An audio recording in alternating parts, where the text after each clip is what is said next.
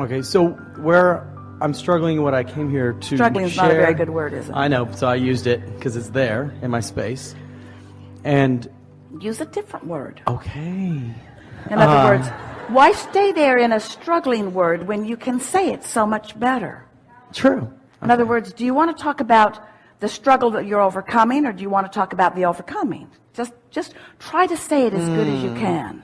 I see. Because we could talk about the struggle. Everyone would relate to it. Think we're nitpicking, but we are not. You got to get the struggle out of your vocabulary and out of your vibration. And the best way to begin it is by beginning it.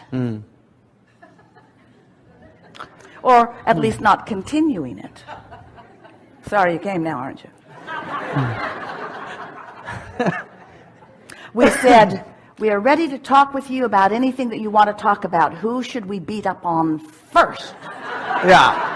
I'll raise my hand right there. Let's struggle. So, yeah, and where it puts me against a wall. I feel like the speech gets... That's not a very good word either. I know. What feels better to you? Struggle or question? Question. What feels better to you? Interested in understanding something or trying to overcome something I don't understand? Interested in understanding. Can you hear the difference? Yeah. It's subtle, but it's easy. It's so much easier. So we will let you speak now. Okay. There is an experience that I'm having that when I am in a state of being open and self-expressed, vulnerable, how deliberate he is? And see how deliberate he is? I am allowing people to contribute to me or be a contribution to others. Sometimes I feel that I lose my way in the material manifestation of myself, and that I neglect protecting myself, or people take advantage of that sense of openness or that sense of generosity. And so what happens is I'll find myself retreating back into this sort of protective state. But you see, what's happening right now is, so maybe that happened, and certainly it has. Everyone's had that experience. But as you talk about it, you just keep the frequency of that alive. You're practicing that experience. And because you're practicing that experience, you keep attracting that experience, which then makes you think that you have to protect yourself or guard yourself, but you can't. It's like you call it and then you try to keep it away, and you call it and you try to keep it away, and you call it and you try to keep it away.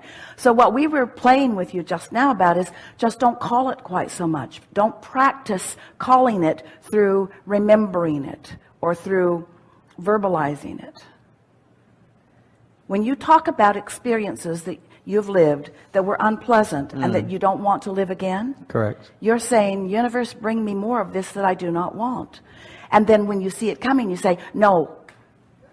And then you talk about it more and you attract it more, and then you say, no. So do you realize that if you just wouldn't summon it, you wouldn't have to say no to it? Because nothing's coming to you that you're not summoning. There's no assertion in this attraction-based universe. There's not somebody, nobody's after you. Nobody's trying to take advantage of you. Right. You've just got I'm to be taken advantage of vibration going on, and compliant people are cooperating with your vibration. I understand that. Okay, so people are complying with the vibration. Next time it happens, you just say, thank you for giving me exactly what I'm asking for and making me realize how much I don't want that. And so I'm going to notice it as least I can and talk about it as least I can, so that I can allow the path of least resistance to deliver to me what I really want. Thank you for giving me what I asked for. That communicated to me. Thank you. Yeah. So then this step 2 of this, and then I'd like someone else to get up here and have the opportunity to share, is I find myself in this constant struggle with the people that I invite into my energy to want to help and contribute to them, or feel frustrated that I want to, and probably a lot of you feel this way because you're here, where you see people suffering unnecessarily and you really want to be a contribution to them. We see you suffering unnecessarily. I'm suffering. I used the word again. Oh, I know. It's all right. It's all right because you are where you are. And So I'm it's attracting that. I'm inviting all that around me. No. Well, But it's still there. Here's the thing that's here's the big picture in all of this. Yes, ma'am. Certainly, you want to be of value to other people, and certainly, if someone is suffering, you want to do what you can do to relieve their suffering. But commiserating with suffering only encourages suffering. Okay. And so, what true compassion is, what true standing in the vibration of source and being of benefit to someone is being in such a stable place of knowing that well-being is the permeating environment, that well-being is not just trying to make its way into your experience, but into theirs too. And that if it were not for the habits, some of which you've demonstrated here, that are causing you to have resistance that prevents you from receiving the well-being that's there. In other words, everything that we're teaching is about softening your own patterns of resistance in order to let the well-be in. And this is the thing that's hard for you to hear, because most humans, and you demonstrated it here a bit, you have a picture that there's bad stuff trying to get in and I've got to protect myself from it, when the opposite is true. There's only good stuff trying to get in and your guardedness isn't letting it in, and the absence of the good stuff makes you experience the bad stuff, and you're trying to keep the... You see how screwy it is? Yeah. Did you just get that? Yeah, I did. Only well-being is wanting into your experience. The path of least resistance will allow it in. Now we know, if you're standing in a place where you've experienced or are experiencing something unwanted, these words are not welcome to you right now.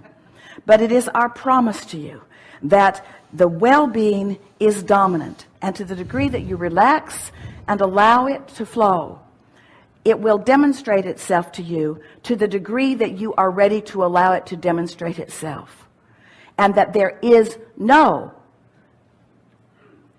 bad stuff asserting itself into your experience. It's only coming by your invitation. But the reason that it feels like somebody else is doing it to you is because you do not believe, and we know too, that you would deliberately do unkind things to yourself or to anyone else.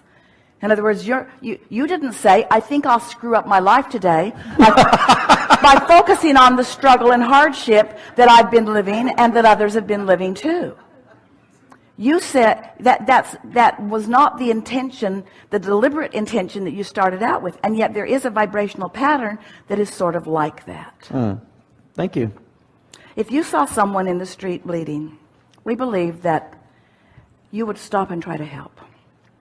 If you saw someone fall down, we believe you'd try to help them up. But when you see people belligerent or angry or attacking, you don't want to help them, you want to lock them up.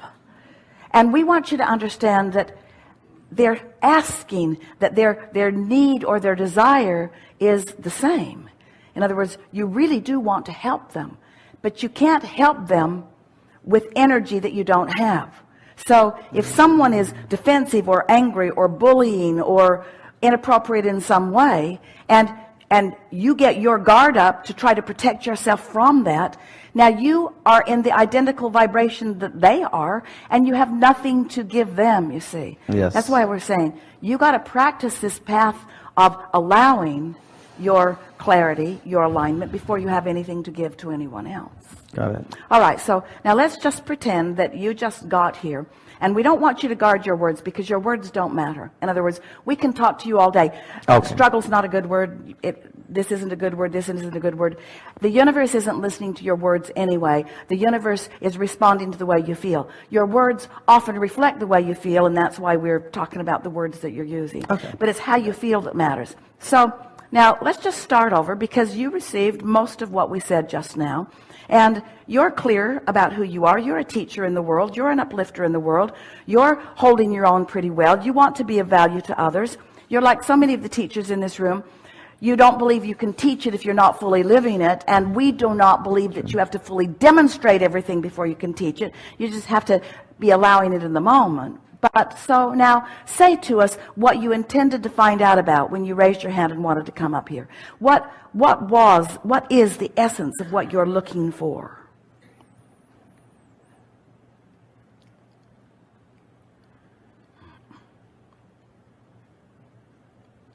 the essence of what I'm looking for is, well, being intentional by getting up here, because what I wanted when I came here was to be up here with you. So I was in action about that. Like, I'm going to get up and be intentional about that. If that's what I want, do that. Because I've been living suppressed. Why? Because I feel like I want to not live in the experience of being suppressed. So I want demonstration of my power. I want demonstration of my appropriateness. I want demonstration. I want the universe to yield to me what I've come to get. Correct. That's accurate. Yeah. Okay, that's pretty accurate. And so, even though you had a fair amount, a substantial amount, a whole bunch of resistance. I had a bunch. I wasn't going to come up. Within your vibration, your desire was dominant enough that the path of least resistance allowed you this experience. You getting what we're talking about? The path of least resistance got him into the chair. Now, it wasn't exactly smooth sailing. I thought about it a lot. Because we tormented you by pointing out pockets of resistance that you had going on. But what we want you to feel from this is that it's always working out for you. It just could be so much easier. Right. And even though your determination was strong, you raised your hand, we felt you clearly, we knew that the vibration of your desire was strong enough that you could withstand these beginning conversations that we wanted everybody to be in on. We saw it as co-creating at its best, because you help us to say the things that we're wanting to say to all of you. But the most significant thing that we want to come out of this gathering is that you demonstrated getting something you want in a way that was a rougher ride than it needed to be. Okay. And that if you, and this is the thing that by the end of the day, we believe that you will be able to hear clearly. The action part of your life, as it unfolds, the words you say and hear, the people you rendezvous with, the experiences that you have, are about the vibrational frequency you had going on before you went there and did that, much more than they are about what you're doing after you get there. In other words, you really didn't stand a chance with us, because your vibration was already where it was, and there was an inevitable unfolding that was going to take place, and there wasn't anything that you were going to do in the moment that was going to change it that much. It's what you're doing in a pre-paving sense. It's how much you're meditating. It's how much you're basking. It's how much deep breathing you're doing. It's how much appreciating of life you're doing.